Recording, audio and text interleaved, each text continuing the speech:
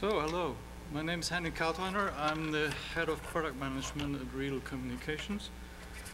We're a German company, and we are heavily involved into manufacturing intercom systems, but also audio and video network systems. And our main focus is broadcast business. And I'm going to tell a little bit about using AVB mainly in intercom systems, but hopefully we will have some time later to address some questions about video. So, we're going to talk about intercom systems for broadcast and what is the AVB scenario for these systems and what are the benefits we would get from that and what is then the AVB system integration like. So this is a kind of a case study, but you can easily translate that to other technologies and other products. I'm sure you can. So what is intercom? Intercom provides communication for everyone involved in productions, and that means that basically everybody must be connected to everyone else in the most flexible way. And how is that done today? Today we use matrix systems, and they cover these very complex requirements. So we have matrix mainframes with partially a lot of channels. It could be starting with 32 by 32, but go up to several thousand. And we've got these control panels connected, many of those.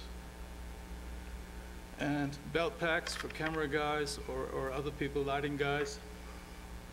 And we need a lot of interconnections to other systems, like audio consoles, camera base stations, audio routers, but also wide area connections to other systems in other locations. This is a standard way of working intercom in broadcast. So these systems are often very huge. So imagine several hundred of these control panels, several hundred of these belt packs, and 100 to some thousand interconnections between a mainframe matrix and other systems. And what are the performance requirements for intercom and broadcast applications? Well, the first one is very low latency. That's kind of obvious that when you work in a live environment, you cannot tolerate any latency in your intercom phones. It would make you crazy. And even more important, an immediate availability of connection. So if you press a talk button, whether it's a belt pack or a panel, it must work immediately. And probably the most critical one is uncompromising reliability. If there's if there is a part in a system that is not allowed to fail, then that's intercom. If you have a problem in your system, you need the intercom to talk about the problem. That's a kind of a paradox, but that has been one reason why intercom manufacturers have been quite reluctant to use network technologies, because they were mainly using whatever is reliable and rock solid and simple so far. So what is the connectivity like within such a system? Well, it's a huge effort and it's a significant cost factor. Why is that? So connecting a control panel with a matrix requires audio, control, and power. Now, power is pretty obvious, but audio and control, the panel has a microphone, it has a speaker, so the minimum what we have is 2 channels bidirectional. But we also need a control because all the buttons are addressing matrix crosspoints. Now imagine the total wiring effort for a system with several hundred channels. This could be in the master control room of a broadcast environment. You may have 1, 2, or 3 of these matrix frames. And then you would have a number of control panels at individual locations, and that is where the problem starts. And these could be several hundreds. So we need several hundred audio cables and we need several hundred control connections. And they're individual because the endpoint to the cable is at a different location. And then we have audio interconnections, which are often also at individual locations to audio consoles, camera base stations, and audio routers. Some of those can be bundled by using MADI today, for example, the consoles or routers. But still, many of these connections are single audio connections. By experience, half of the audio interfaces in a matrix, in an intercom matrix, are singular audio connections today, analog or AES. So what is required in a matrix then is to have all the interfaces. So the matrix is a DSP that can do the routing, but it needs to interface to all these locations by having cards and bus structures for these cards, and these cards are analog interfaces, they are control interfaces or MADI interfaces. Now, what I show here is Riedel hardware, but this is not Riedel specific. I think everybody would agree who's into intercom that this is very general. So what are the other downsides of non-networked infrastructures for intercom? At first, we will always have a limited control bandwidth because what is used today for connecting these control panels is serial, or Riedel uses AES user bits, which saves us a cable, by the way. Or we could use Ethernet, but using Ethernet plus a dedicated audio cabling is too expensive.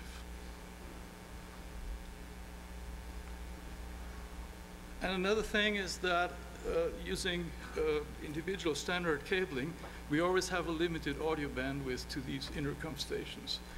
We might use analog audio with 1 channel per cable, or AES with 2 channels, but if we would like to have more than that, it really becomes complicated with nowadays technologies and expensive. And a big problem, of course, is cable length. Using serial AES or MADI, how to cover several hundred meters and how to extend these lengths for individual devices at a reasonable cost. And one of the things that is a big, big problem is that building this on standard cabling, all these structures are non-flexible because they are made from specific wiring. The hardware defines the structure, and it's very, very hard to change the structure. Now, in buildings, that might not be a big problem, but as soon as we move to mobile broadcast applications, for example, it is really a problem. So how would an AVB structure for intercom look like? This is kind of a fundamental design. We would still have the matrix because AVB cannot do that job. But then we would have an AVB cloud consisting of switches, 3 or many more, and these would be interconnected by a kind of backbone capacity, which would be 1 gig or 10 gig. And we would connect the matrix to one of those switches, which would either be 1 gig or 10 gig. Again, it depends on the number of channels. And then all the intercom clients would be connected to the switches directly. So that could be control panels or belt packs, and the connection bandwidth might be 100 megabit or 1 gig, depends on the network design. Now all the interconnections to audio consoles, DSPs, or any other AVB audio device are of course covered by that AVB cloud. This is a fundamental design drawing. It could scale from a very small system to a very large system. I think that's pretty obvious. Now, one thing we can do with AVB, one thing that is really very, very nice, we can use power over Ethernet switches, and we can directly power our intercom clients from the network. The power delivered from PoE switches is big enough for an intercom panel or a belt pack. That's not a problem. It's even big enough so we can daisy chain some few devices. That's not a problem. And for the matrix interconnections, these can be covered by AVB as well. So if we have several matrices, like in a broadcast facility where we have separate areas and we need the interconnections between the matrices, these can be covered by AVB as well. So taking all this into respect, what are the overall benefits we gain from this? What is the change introduced by AVB for these systems? So at first we have a drastic simplification of cabling. So we have only one unified Ethernet structure that covers all the audio and control interconnections, which is of course much easier to manage than a rat's nest of individual cables. And the size and the reach of this infrastructure is pretty flexible because we can extend it just as we extend an Ethernet structure by adding more switches. And we can use fiber converters for Ethernet as well. That works for our intercom system then. And even power can be provided from the same structure, so we can save a lot of power cabling even in some situations. Now the second benefit is we would have a higher control bandwidth to all our units, because Ethernet AVB basically provides a LAN functionality for all the connected devices. So we could even connect our computer to our intercom panel and have networking performance for this computer through our AVB net. Not a problem. We could have other control protocols directly available at the devices without having to take care about a special cable or a special interface, because we are in Ethernet with every device that's connected. So we could also provide other content at the device. We could provide video in an intercom panel if we like to, and our intercom panel could directly talk to the internet if we want. All we need to do is to connect our AVB cloud to the internet if we want to do that. But our structure is already there to do that. And one thing that's extremely important in broadcast, we of course have a structure now that can give us extensive system monitoring features. It's very, very easy in such a system to gain information about the status of every individual device. The third benefit is higher audio bandwidth. So devices can access more audio channels than just with legacy cabling, and direct interconnections are possible. Let me give you an example. If we would have a console here connected to AVB, we could, if we want, directly connect audio from that console to our panel without having to pass the matrix. Now, of course, this gives us, in the system design, an incredible flexibility, which gives completely new possibilities of routing signals and setting up systems. The fourth benefit we see is that there is a one-for-all Ethernet structure. Due to the stream reservation protocol that has been explained by the other guys today, there's a no-brainer coexistence with IT devices in the same net. And I think this is the key benefit to me for AVB. There's a guaranteed bandwidth for media and control. It has been highlighted that AVB reserves 75% of the Ethernet bandwidth for media, but even more important is it leaves 25% for control. So even your control bandwidth is in a certain way guaranteed. It's not compromised. We cannot kill it by too much media data.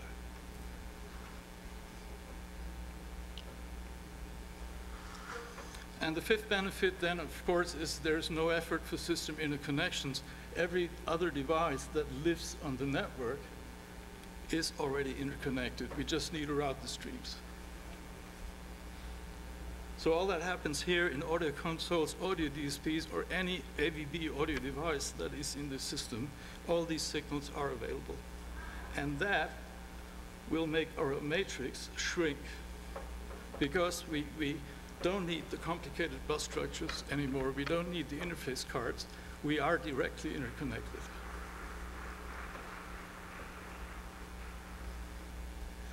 And the sixth benefit is that using the same technology, we are scalable down to even very small devices.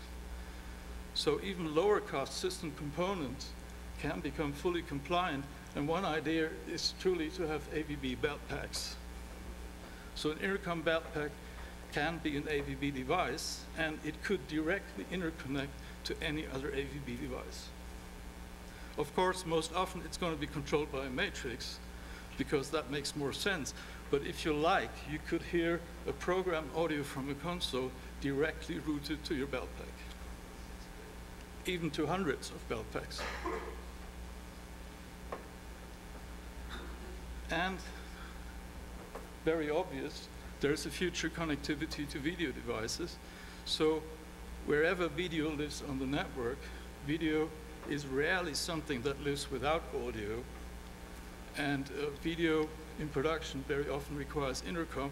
We can directly interconnect to the audio in cameras with AVB, if the camera is an AVB device. And because it's Ethernet, it's very easy to implement the control interaction layers. So whatever we need in the video world, like IFBs, red light control, UMDs, tallies, or whatever, we already have the structure to send these commands. We don't need extra cables or extra interfaces. It's already there. So the overall benefits are a vast cost saving in system infrastructure, less money is spent for interconnections and interfaces. But still there's an uncompromised reliability and availability, and a drastically improved system flexibility and scalability. And we have a standardized interoperability in between systems at lowest cost. And all this even gives us enhanced features in audio and control domain. So this all sounds very, very good, but are there any pitfalls?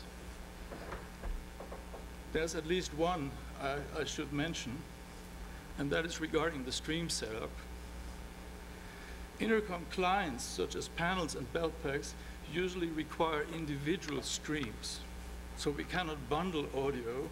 One panel would normally receive 1, 2, 3, or 4 audio channels, and that must be an individual stream.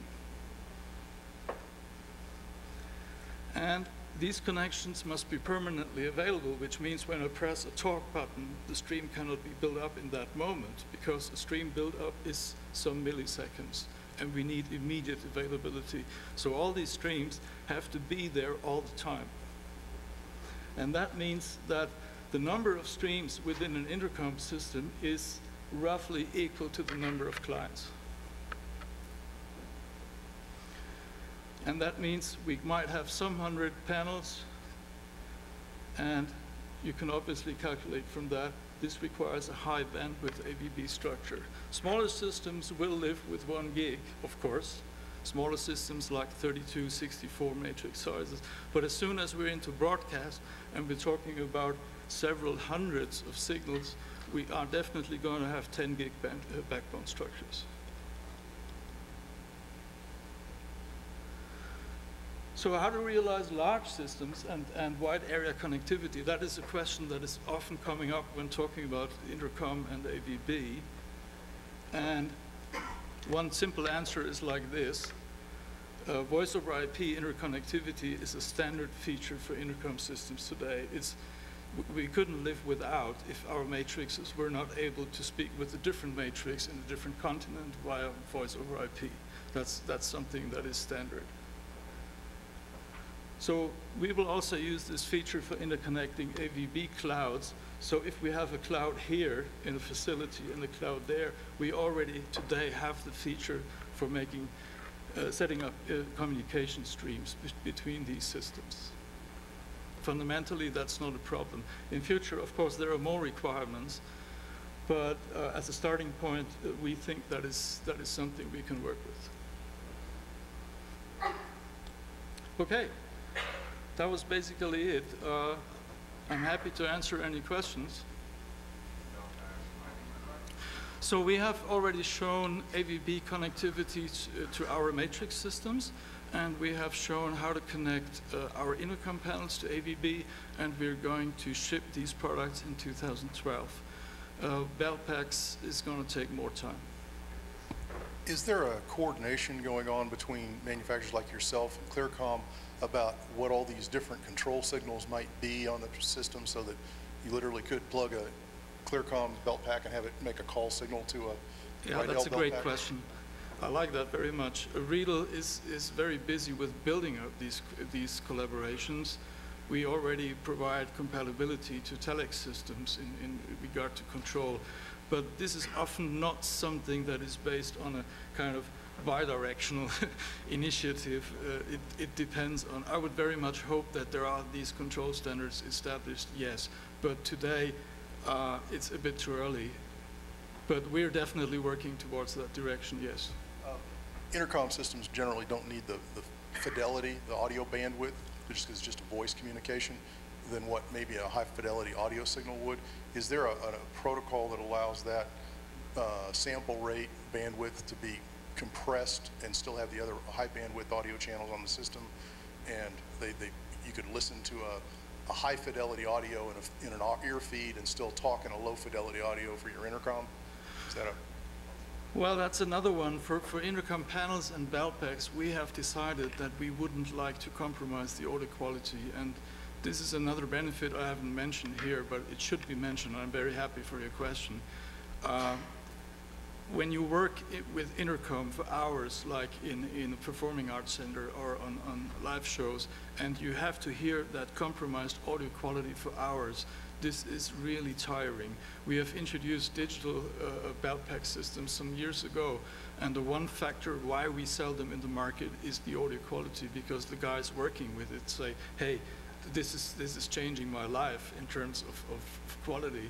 And we think that we should take the opportunity with AVB to use that as a benefit. So generally, the intercom client should receive high quality audio, and then you could decide if to use that or not, you know. But even hearing a program, tone in a broadcast environment, decent in stereo with hi-fi quality, is something that is a real change in work quality.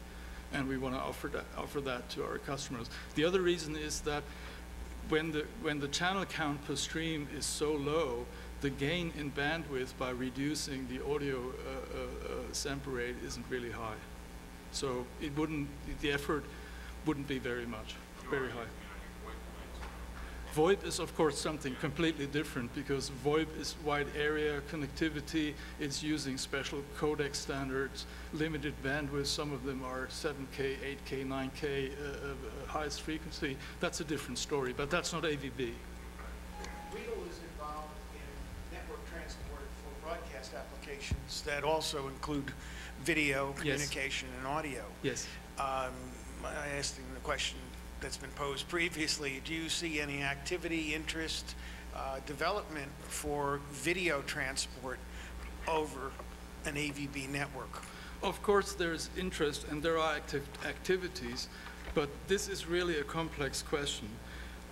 There are some reasons why it's a little bit slow with broadcast video over AVB, and I just made a paper on this because it's a little bit complex. One reason is very, very simple. Networking is not a common concept to the video world at all. I mean, in audio, we have been thinking about networking for 10 years, for 20 years. In video, this is something completely new.